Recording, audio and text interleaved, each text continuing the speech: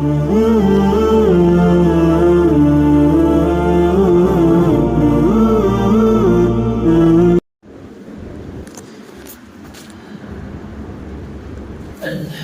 لله نحمده ونستعينه ونستغفره ونؤمن به ونتوكل عليه ونعوذ بالله من شرور أنفسنا ومن سيئات أعمالنا من يهده الله فلا مضل له ومن يضلله فلا هادي له ونشهد أن لا إله إلا الله وحده لا شريك له ونشهد أن سيدنا ونبينا ومولانا محمدا عبده ورسوله أما بعد أعوذ بالله من الشيطان الرجيم بسم الله الرحمن الرحيم ما يلفظ من قول إلا لديه رقيب عتيد وقال تعالى يا أيها الذين آمنوا اتقوا الله وقولوا قولا سديدا صدق الله العظيم قال النبي صلى الله عليه وسلم أمسك عليك لسانك وليسعك بيتك وابك على خطيئتك أو كما قال صلى الله عليه وسلم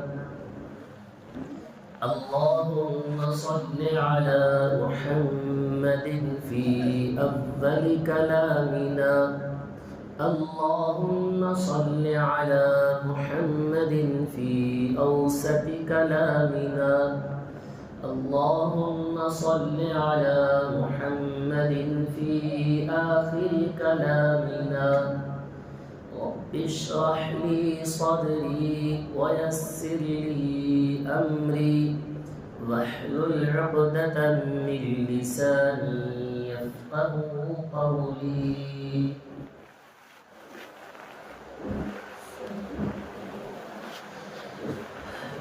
تمام تعریفیں اللہ رب العزت کے لیے سزاوار ہے قابل تعریف ذات وہی ہے جس نے زمین آسمان چاند ستارے سورج ہر چیز جس نے اپنی قدرت سے بنایا وہ ذات لم یزل ولا یزال حی قیوم ہے لاکھوں اور کروڑوں مرتبہ درود و سلام ہو حضرت محمد مصطفیٰ صلی اللہ علیہ وسلم پر حاضرین محترم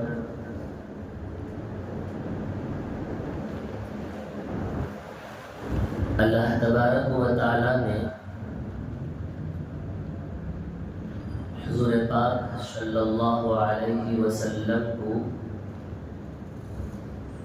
اس پورے کائنات کی اصلاح کے لیے تربیت کے لیے ہدایت کے لیے رحمت بنا کر اللہ نے بھیجا اور اللہ تبارک و تعالیٰ نے نبی علیہ السلام کو صدیوں سے بگڑے ہوئے لوگوں کے اخلاق کو اعلیٰ اخلاق کی تعلیم دینے کے لیے بھیجا اللہ کے نبی علیہ السلام تشریف لائے اور لوگوں کو بتلایا کہ اللہ تبارک و تعالیٰ کے احکامات پر عمل کرو اور اللہ سے محبت کرنا کیسا ہے، اللہ کے پیار کو کیسے حاصل کیا جا سکتا ہے، وہ کیونکہ اللہ کا حکم ہے۔ نبی علیہ السلام کو قرآن کہتا ہے کہ وَذَكِّرْ فَإِنَّ الذِّكْرَىٰ تَنفَعُ الْمُؤْمِنِينَ، آپ مومنوں کو نصیحت کرتے رہو، انشاءاللہ آپ کی یہ نصیحت مومنوں کو فائدہ پہنچائے گی۔ تو اللہ کے نبی علیہ السلام پوری جد و جہد، محنت سے، محبت سے یہ نصیحت کے فرائض کو اللہ کے نبی علیہ السلام انجام دیتے رہے۔ اور نبی پاک صلی اللہ علیہ وسلم کا نصیحت کرنے کا انداز بھی الگ اور عجیب تھا۔ اللہ رب العزت کا حکم تھا کہ اے نبی جی، آپ جب نصیحت کریں گے لوگوں کو تو نرمی کے ساتھ، بالموعظۃ الحسنہ، نرمی کے ساتھ، اخلاق کے ساتھ، اچھے انداز میں انہیں نصیحت کرو۔ تو اللہ کے نبی علیہ السلام جب نصیحت کرنا شروع کیے تو سب سے پہلے نصیحت باہر والوں کو نہیں، گھر والوں سے یہ کام اللہ کے نبی علیہ السلام شروع کیے۔ اپنے گھر کے رشتہ داروں سے، اپنے چچا کو نصیحت کیے، گھر والیوں کو نصیحت کرتے رہے، بڑوں کو، چھوٹوں کو، اس طرح اللہ کے نبی علیہ السلام نصیحت کرتے رہے۔ تو معلوم یہ ہوا آپ نصیحت کرو، سب سے پہلے اپنے گھر والوں سے اس کی ابتدا کرو، تو اس کا اثر ہوگا۔ جس طرح کہ اللہ کے نبی علیہ السلام سب سے پہلے نصیحت اپنے گھر والوں سے شروع کیا تھا۔ نماز کی سب سے پہلے چیز دیکھو، اللہ کے نبی علیہ السلام اپنے گھر والوں کو ایمان کی دعوت دے، پھر نماز کی دعوت دی۔ حضرت ابراہیم علیہ السلام بھی نصیحت سب سے پہلے باہر والوں کو نہیں، خود گھر والوں کو، اپنے باپ کو نصیحت کرتے ہیں۔ تو اللہ کے نبی کا نصیحت کا انداز بھی بڑا نرالا تھا جب کسی کو نصیحت کرتے ہیں۔ ہر قوم، ہر مذہب کے لوگوں میں ایک بڑا ہوتا ہے، ان کا ایک رہنما ہوتا ہے، وہ جو ان کو نصیحت کرتا ہے تو لوگ ان کے نصیحتوں کو سنتے ہیں۔ ہمارے مذہب کے لیے اللہ تعالیٰ نے نبی جیسے عالی شان اخلاق والے کو ہمارا رہنما منتخب کیا ہے۔ یہ اللہ کا شکر ہے، پھر اللہ کا شکر ادا کریں کہ اللہ تعالیٰ نے ہمیں ہدایت اور رحمت کے راستے کو حاصل کرنے کے لیے اللہ نے ہمیں نبی علیہ السلام کو ہمارے درمیان بھیجا ہے۔ تو ہمیں اللہ کے نبی کی جو نصیحتیں ہیں ان نصیحتوں کو سنیں اور اسے اپنے زندگی میں اپنانے کی کوشش کریں۔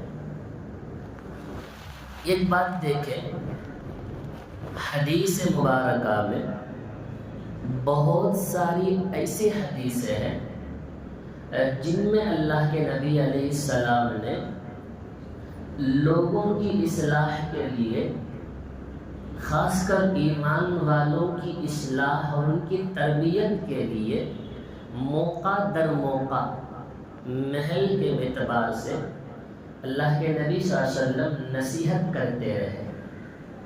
جس طرح اپنے گھر والے اپنے بچوں کو جب نصیحت کرتے ہیں، اسی طرح اسی پیار کے انداز میں اللہ کے نبی صلی اللہ علیہ وسلم بھی نصیحت کیے۔ میں خطبہ میں ایک حدیث پڑھا ہوں وہ حدیث دراصل اللہ کے نبی صلی اللہ علیہ وسلم کی نصیحت ہے۔ انشاءاللہ آج وہ نبی کی نصیحتوں کو میں آپ کے سامنے رکھنا چاہوں گا۔ اس سے پہلے تقریباً 2 جمعہ میں بھی میں اللہ کے نبی صلی اللہ علیہ وسلم کی نصیحتوں کو بتلایا تھا۔ پھر اور بھی ایک نصیحت ہے، مختصر باتیں۔ اللہ کے نبی صلی اللہ علیہ وسلم کی باتوں کو عربی میں جوامع الکلم کہتے ہیں۔ یہ کلمہ ہوتا ہے، اس میں پوری زندگی کا خلاصہ ہوتا ہے۔ اللہ کے نبی اس طرح انداز لمبی چوڑی بات کرنا اللہ کے نبی کے مزاج میں نہیں، مختصر باتیں ہوتی تھی مگر گہری اور سوچ دنیا اور آخرت کی نجات کے لیے کافی ہوتا تھا۔ ایک صحابی حضرت عقبہ بن عامر رضی اللہ عنہ، آج یہ حدیث کو سنیں گے انشاءاللہ۔ حدیث میں 3 باتیں ہیں، 3 باتوں کو انشاءاللہ ہمیں اپنی زندگی میں کرنے کی اور عمل میں لانے کی کوشش کریں گے۔ ایک بات غور کرنا، اللہ کے نبی کی باتیں بہت زیادہ ہیں، سنتے اور سناتے زندگی ختم ہو جائے گی تو نبی کے اقوال کبھی ختم ہونے والی نہیں ہے۔ سنانے والے کم نہیں ہوئے، سننے والے کم نہیں ہوئے، عمل کرنے والے کم ہو گئے۔ سننا اور سنانا مقصد نہیں، عمل کرنا بہت ضروری ہے۔ ایک صحابی حضرت عقبہ بن عامر رضی اللہ عنہ اللہ کے نبی صلی اللہ علیہ وسلم سے پوچھتے ہیں، یا رسول اللہ، دنیا اور آخرت میں نجات کے لیے کیا عمل ہے بتلائیے، میں دنیا میں بھی نجات پا جاؤں، آخرت میں بھی میں نجات پا جاؤں۔ اللہ کے نبی نے فرمایا کہ میں تمہیں 3 باتوں کی نصیحت کرتا ہوں، اگر ان 3 باتوں پر عمل کر لو گے تو دنیا اور آخرت دونوں جگہ تم نجات پا جاؤ گے۔ آج 3 نصیحتیں انشاءاللہ آپ کی خدمت میں، ایک نصیحت پر چند باتیں چند منٹ پر آپ کی خدمت میں رکھتا جاؤں گا، اور آج کے حالات کے اعتبار سے بہت اچھی نصیحت ہے اللہ کے نبی کی۔ سب سے پہلی چیز دیکھو، اللہ کے نبی فرماتے ہیں امسک علیک لسانک، اللہ کے نبی فرماتے ہیں میری سب سے پہلی نصیحت جو تمہیں دنیا اور آخرت میں نجات دلائے گی، اللہ کے نبی نے فرمایا کہ تم اپنی ان زبان کو اپنے کنٹرول میں رکھو، زبان کی حفاظت کرو۔ اب اس پر تفصیل انشاءاللہ سنیں گے، زبان کی وجہ سے کیا کیا فتنے ابھر کر سامنے آئے۔ فرماتے ہیں کہ اس زبان سے کوئی ایسی چیز اور ایسی باتیں نہ کرو کہ جس سے خیر اور بھلائی نہ ہو، کوئی گپ شپ، کوئی گالی گلوچ، کوئی بد کلامی، بیکار باتیں اس زبان سے ہرگز نہ نکالو۔ اس جسم کے پورے اعضاء میں سے زبان کی بہت بڑی اہمیت ہے۔ کیوں اہمیت ہے آگے سنو۔ علماء نے فرمایا یہ زبان ایک 2 دھاری دار تلوار کے جیسا ہے، یہ حق پر بھی بولتی ہے، باطل پر بھی بولتی ہے، زندوں پر بھی بولتی ہے، مردوں کو بخشتی بھی نہیں ہے۔ زبان اتنی تیز چرب چلتی ہے زبان، اس لیے انسان جب بولتا ہے تو بولنے سے پہلے یہ سوچیں کہ میں کیا اور کب اور کیوں یہ الفاظ نکال رہا ہوں، اور یہ سوچے کہ میں جو کچھ بھی بول رہا ہوں چاہے میں اچھا بولوں یا میں برا بولوں، یہ میرے نام اعمال میں لکھا جا رہا ہے اور اسے اللہ کے دربار میں پیش کیا جا رہا ہے۔ جی اللہ کے دربار میں یہ پیش ہوگا میرے نام اعمال میں، اور میرے اعمال میں یہ لکھا بھی جائے گا۔ قرآن مجید کہتا ہے نا ما یلفظ من قول الا لدیہ رقیب عتید، تم جو کچھ زبان سے نکالتے ہو تمہارے پاس ایک نگران فرشتہ ہے، تمہاری زبان سے نکلنے والی چیز وہ لکھ لیتا ہے۔ ہمارا نگران فرشتہ ہے، دائیں اور بائیں۔ ہم لوگوں کو اتنا معلوم ہے کہ کرامن کاتبین، جی فرشتے ہمارے پاس موجود ہیں۔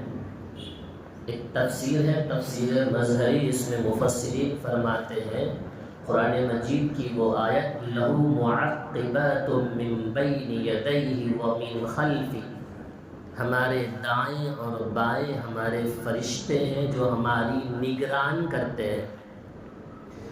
ہر ایک بندے کے پاس نام اعمال لکھنے والے تو 2 فرشتے ہیں، اچھائی اور برائی۔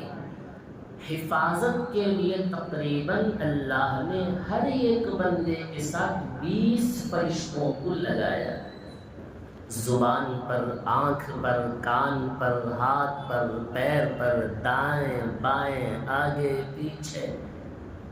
دنیا والے کیا سیکیورٹی کا انتظام کریں گے، میرے اللہ نے اس سے زیادہ بندوں کی حفاظت کا انتظام کیا ہے۔ تو فرشتے لکھتے ہیں تمہاری اچھائیوں کو، تمہاری برائیوں کو، جو کچھ تم زبان سے نکالتے ہو۔ آج ماحول میں اگر تم غور کرو، معاشرے میں، رشتہ داریوں میں، بھائیوں میں، پڑوسیوں میں، دوستیوں میں، لڑائی کا سب سے زیادہ جو سبب بنتا ہے یہی زبان بنتا ہے۔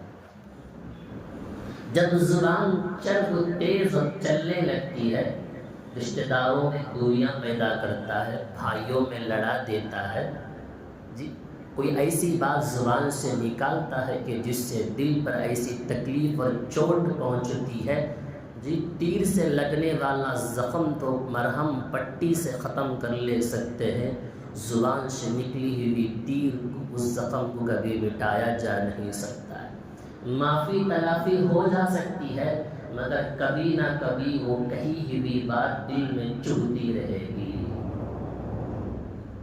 اس لیے انسان جب کوئی برائی بیان کرتا ہے زبان سے تو برائی کا پلڑا بھاری ہو جاتا ہے اور اس کی نیکیاں برباد ہو جاتی ہیں، اور یہ زبان سے نکلی ہوئی بری باتیں جہنم میں ڈھکیلنے کا سبب بھی بن جاتی ہیں۔ ایک صحابی حضرت معاذ بن جبل رضی اللہ عنہ فرماتے ہیں اللہ کے نبی سے، یا رسول اللہ مجھے کوئی ایسا عمل بتلا دیجئے جس عمل کو کروں میں جنت میں چلے جاؤں اور میں جہنم سے نجات پالوں۔ اللہ کے نبی نے فرمایا معاذ تم نے تو بہت بڑا سوال کر لیا ہے۔ جی اللہ کے نبی سے اللہ ایسا عمل بتا دیجیے یا رسول اللہ میں جنت میں چلے جاؤں اور جہنم سے بچ جاؤں۔ نبی نے فرمایا تم نے بہترین اور اچھا سوال کیا۔ صحابہ اللہ کے نبی سے سوال کرتے تھے، موقع در موقع کوئی مسئلہ پیش آ جائے، جہاں جب ملے اللہ کے نبی سے یا رسول اللہ آپ سے ایک سوال ہے، آپ سے ایک مسئلہ ہے، آپ سے ایک دریافت کرنا ہے، نبی سے محبت سے اللہ کے نبی مسکراتے ہیں اس جواب کو دے دیا کرتے ہیں۔ نبی سے صحابہ کا تعلق تھا، صحابہ کو نبی سے تعلق تھا۔ آج نا ماحول میں کوئی آگے بڑھ کر مسئلہ پوچھنے تیار نہیں۔ میں حضرت سے کیسا پوچھوں، مجھے شرم آتی ہے، داڑھی سفید ہے، یہ عمر میں میں جا کر کیسا پوچھوں، یہ عمر میں میں کیسا علم حاصل کروں۔ صحابہ ودے عمر ہونے کے باوجود بھی اللہ کے نبی سے کھل کر مسئلہ پوچھ لیا کیا کرتے تھے۔ آج بھی مسئلہ پوچھتے ہیں، ہم سے نہیں، گوگل سے، یوٹیوب کے ذریعے سے پوچھو آپ نے بیان کا سنا، فلاں حضرت کے بیان کو ہم نے فلاں یوٹیوب سے سنا، مسئلہ کہاں تلاش کیے، فلاں گوگل سے ہم نے مسئلہ تلاش کیا، نام کہاں سے دیکھے، گوگل سے دیکھے۔ قریب آنے پوچھنے کی ہمت نہیں۔ حضرات صحابہ اللہ کے نبی سے ہر چیز، حتیٰ کہ بیت الخلاء میں جانا اٹھنا اور بیٹھنا کیسا، یہاں تک کہ اللہ کے نبی نے انہیں بتایا تھا۔ جی اللہ کے نبی نے کہا معاذ تم نے تو بہت بڑی سوال کی. اللہ کے نبی نے کہا معاذ یاد رکھنا. اللہ کے نبی نے عبادت کو بتلائے, نماز ادا کرو, زکوٰۃ دیتے رہو, استطاعت ہو تو حج کرو, اور کثرت سے نفلی عبادت بھی کرو. اے معاذ میں تمہیں اس سے بھی اور اچھی بات بتاؤں, تمام چیزوں کا دار و مدار ایک چیز پر ہے. کہنے لگے یا رسول اللہ وہ کون سی چیز ہے؟ کہنے لگے اللہ کے نبی نے زبان کو پکڑ کر کھینچ کر فرمایا امسک علیک بلسانک, معاذ اس زبان کو کنٹرول میں رکھنا. اگر یہ برائیوں پر چلی تمہاری پوری عبادتیں بیکار ہو جائیں گی, تمہاری نیکیاں برباد ہو جائیں گی. پوچھنے لگے اللہ کے نبی سے یا رسول اللہ میں جو کچھ زبان سے بولتا ہوں اللہ کے نبی کیا ہمارے نام اعمال کو لکھا جاتا ہے؟ نبی نے کہا ہاں لکھا جائے گا, اس کو اللہ کے پاس پیش کیا جائے گا, دفتر تیرے سامنے کھول کر رکھ دیا جائے گا. اللہ کے نبی نے کہا معاذ جہنم میں سب سے زیادہ اوندے منہ گرنے والے وہ لوگ ہوں گے جو زبان کو بے احتیاطی طور پر نکالنے والے, چرب زبان. آج ذرا اندازہ لگا لینا کہ بہو اور ساس کا, جی بھائیوں میں رشتہ داروں میں جب زبان تیز چلتی ہے نہ بڑوں کی عزت کا خیال ہے, نہ ماحول نہ معاشرے کا خیال ہوتا ہے. زبان اتنی تیز چلتی ہے.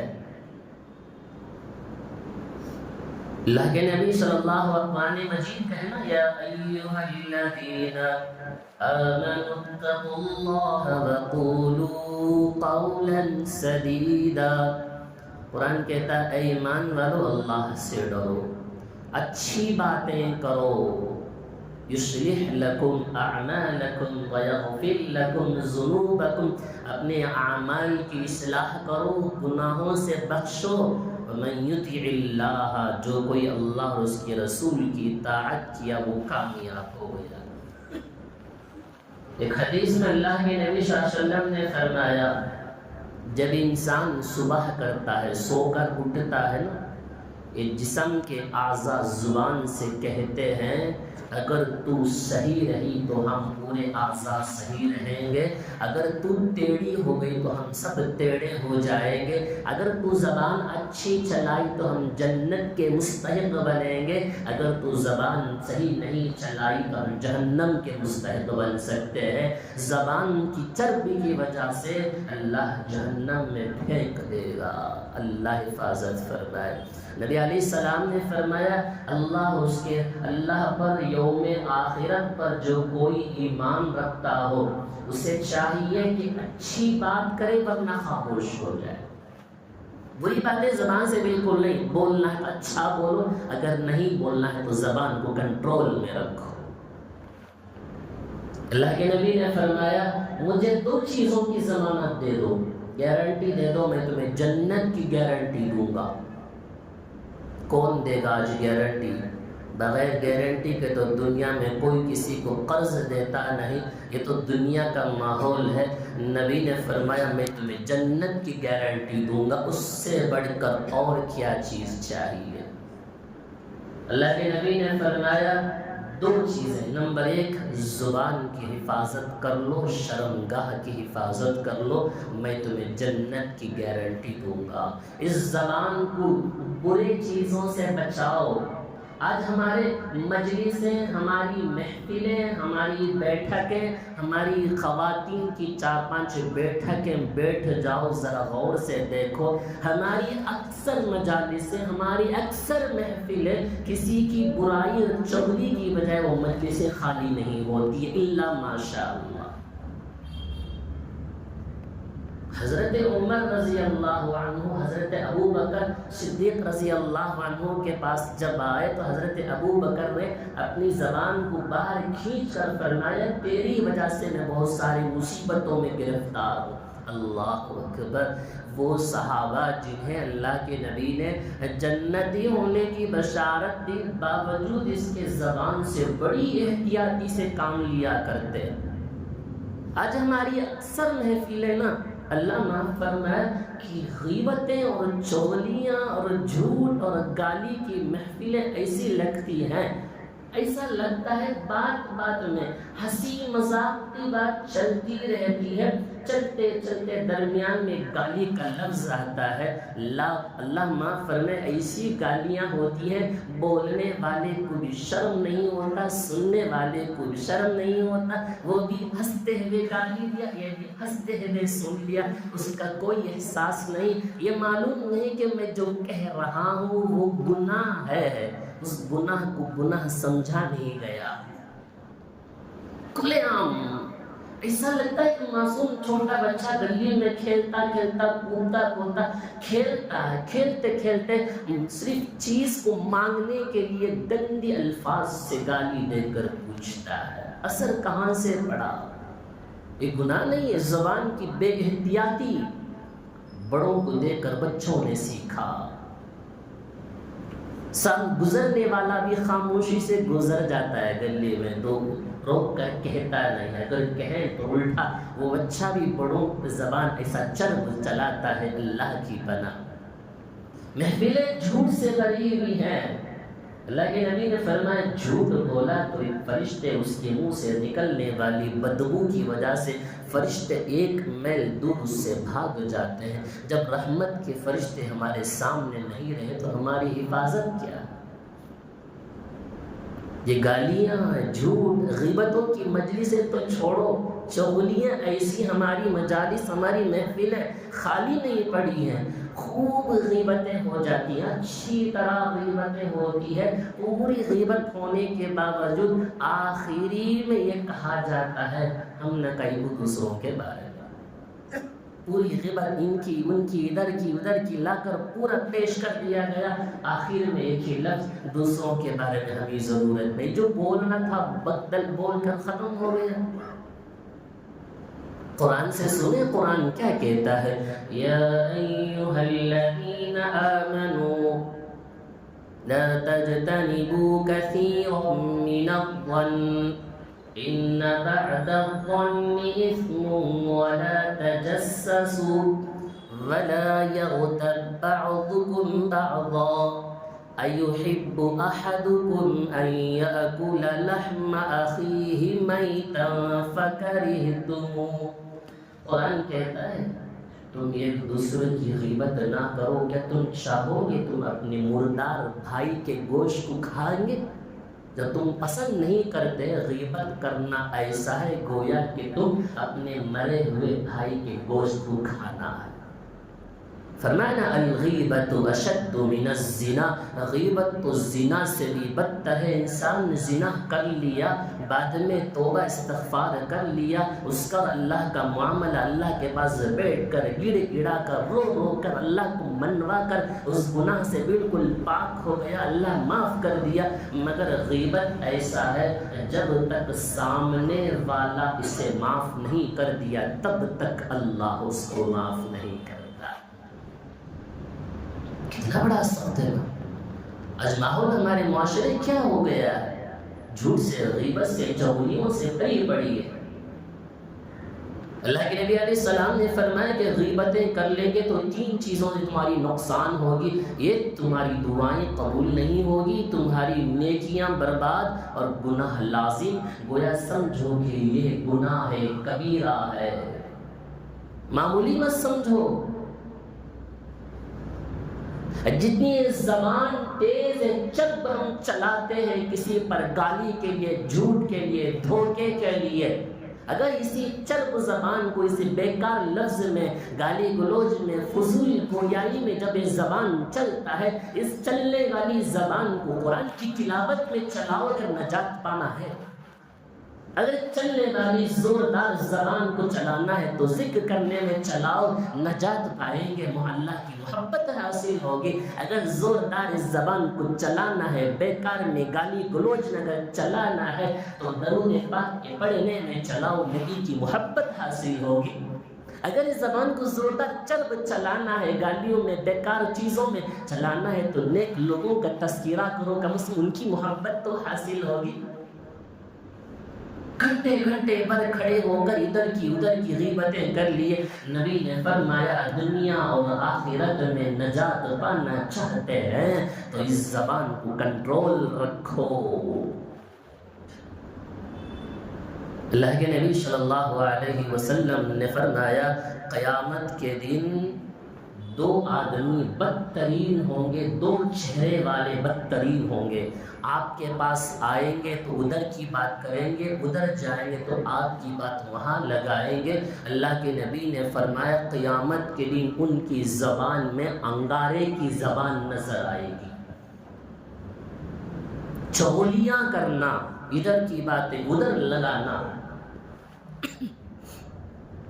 حضرت عمر بن دینار رحمۃ اللہ علیہ، امام غزالی رحمۃ اللہ علیہ نے اپنی کتاب میں لکھا، فرماتے ہیں مدینے میں ایک آدمی تھا عمر بن دینار، اس کی ایک بہن بڑی بیمار تھی، وہ بار بار اس کی تیمارداری عیادت کیا کرتا تھا، اور اپنی بہن کا انتقال ہوا۔ جب تجہیز و تکفین کا پورا انتظام کر کے اس کو قبر میں دفنا کر واپس آیا تو دیکھا کہ اپنے جیب سے رقم پیسے رکھنے والی تھیلی کہیں گم ہو گئی۔ بعد میں خیال آیا کہ میں اپنی بہن کو قبر میں اتارتے وقت شاید کہ وہ تھیلی قبر میں رہ گئی ہے، میں دفن کر کے آ گیا ہوں۔ مدینے کا واقعہ ہے۔ امام غزالی فرماتے ہیں پھر وہ اپنے دوست کی مدد کے ذریعے قبر کھودا، قبر میں اترا، اپنے دوست سے کہا تھوڑا ہٹ جا، میں قبر میں اپنی بہن کی حالت کو دیکھنا چاہتا ہوں۔ وہ اترا اور دیکھا کہ اس کے بہن کے چاروں طرف ارد گرد انگارے بھڑک رہی تھی، اس کی بہن انگارے پہ جل رہی تھی۔ فوراً اٹھا، مٹی ڈالا، دوست سے کچھ نہیں کہا، امی کے پاس گیا، پوچھا امی بتاؤ کہ بہن کا کیا ماجرا ہے، وہ زندگی میں کیا کرتی تھی؟ تو کہنے لگی، امی کہتی ہے تیری بہن کا ایک معمول تھا، اپنی ہمسایوں اپنی پڑوسیوں کے دروازے پر کان لگا کے سنا کرتی تھی، ادھر کی باتیں ادھر، ادھر کی باتیں ادھر، چغلیاں کیا کرتی تھی۔ اللہ تعالیٰ نے قیامت میں نہیں قبر ہی کے اندر عذاب کو مسلط کر دیا، قیامت تک اس عذاب مبتلا رہے گی۔ اللہ اکبر، اللہ کی پناہ، اللہ کی پناہ۔ چغلیاں، اچھی اچھی مجلسیں چغلیاں میں مبتلا ہیں، غیبت میں مبتلا ہے۔ حضور پاک صلی اللہ علیہ وسلم نے فرمایا جب میں معراج تشریف لے کر گیا تو میرے گزر ایک قوم پر ہوا، میں نے دیکھا کہ وہاں چند آدمی ایسے بڑے بڑے ناخن ان کے جو اپنے چہروں سے گوشت نوچ نوچ کے کھا رہے تھے۔ میں نے حضرت جبرائیل سے پوچھا کہ بتاؤ یہ کون لوگ ہیں؟ کہنے لگے یا رسول اللہ یہ وہ لوگ ہیں جو اپنے مردار بھائی کے گوشت کھایا کرتے تھے، یعنی غیبت کیا کرتے تھے۔ اللہ تعالیٰ نے ان کو یہ سزا دیا ہے جی، اپنی زبان کو غیبت سے، چغلیوں سے، گالیوں سے، جھوٹ سے، دھوکہ دہی سے، ہر چیز سے اپنی زبان کو پاک رکھو، ورنہ اعمال برباد ہو جائیں گے۔ کیا ہوتا ہے غیبت کر کے؟ صرف آپ کا اور سامنے والے کا وقت برباد ہوا، سامنے والے کی کوئی تکلیف آپ کو نہیں دیے، آپ کے اعمال ضائع ہوئے، نہ دنیاوی فائدہ نہ اخروی فائدہ، صرف ادھر کی ادھر کی پیش کرنا، بس اتنا، نہ دعا قبول ہوتی ہے، نیکیاں برباد ہو گئی جتنی تھی، اور گناہ لازم ہے۔ ایک تابعی حضرت ربعی رحمۃ اللہ علیہ فرماتے ہیں، بہت بڑے تابعی ہیں، حضرت امام غزالی رحمۃ اللہ علیہ نے اپنی کتاب میں لکھا، فرماتے ہیں حضرت تابعی فرماتے ہیں کہ میں راستے سے جا رہا تھا، اچھے لوگوں کی ایک محفل نظر آئی، میں محفل میں گیا اور بیٹھا، دیکھا کہ وہاں غیبت چل رہی تھی، تو میں اس مجلس سے اٹھ گیا، تو معلوم ہوا جہاں غیبت ہو وہاں جا کر بیٹھ کر اور 3-4 شہر وہاں جا کر نمک چھڑکنے کے بجائے، ادھر کی غیبتیں کرنے کے بجائے اس مجلس سے اٹھ کر چلے جانا ہی بہتر ہے، اگر اعمال کو باقی رکھنا ہے۔ کہنے لگے وہ تابعی میں اٹھ گیا اس مجلس سے اور چلا گیا وہاں سے. پھر میں لوٹ کر آیا یہ سوچ کر کہ شاید کہ اب مجلس غیبت سے ختم ہو گئی ہوگی. میں آ کر بیٹھا اس مجلس میں، دیکھا کہ پھر بھی غیبت کی مجلس چل رہی تھی. شیطان کے بہکاوے میں بھی ایک 2-3 الفاظ غیبت کے کہہ دیا. حضرت ربیع تابعی فرماتے ہیں جب میں رات گھر آیا اور آرام کیا سویا تو دیکھا کہ خواب میں ایک سیاہ فام آدمی کالے رنگ کا ڈراؤنی شکل کا آیا، خنزیر کا گوشت میرے منہ پر ٹھوسنے لگا. میں نے کہا ہم مسلمان ہیں، اس حرام جانور کے گوشت کو نہیں کھاتے. وہ زبردستی میرے منہ میں ٹھوسنے لگا. صبح اٹھا اور جب بھی میں کھانا کھانے چاہ رہا ہوں تقریباً 1 مہینہ تک میرے منہ سے اس خنزیر کی بدبو میری زبان سے آتی رہی. تو غیبت اتنی خطرناک چیز ہے. اپنی مجلسوں کو نیکوں کی مجلسوں سے صاف رکھو، نیکوں کی مجلس میں بیٹھا کرو. غیبت سے، چغلیوں سے، جھوٹ سے اپنی مجلسوں کو پاک رکھو. آپ کی اعمال باقی رہیں گے، آپ کی دعائیں قبول ہوگی. تو اللہ کے نبی صلی اللہ علیہ وسلم کی پہلی نصیحت کیا ہے؟ نبی نے فرمایا اپنی زبان کو کنٹرول پر رکھو. اللہ کے نبی کی دوسری نصیحت فرمانے لگے، اللہ کے نبی دوسری نصیحت فرماتے ہیں وَلْيَسَعْكَ بَيْتُكَ، تم اپنے گھروں میں ٹھہرے رہا کرو، اپنے گھروں میں رہو. آج کے اس پرفتن دور میں، آج کے اس غلط دور کے اندر جتنا زیادہ آپ بازاروں میں گلی کوچوں میں پھرو گے اتنا زیادہ فتنے کا سبب بنے گا.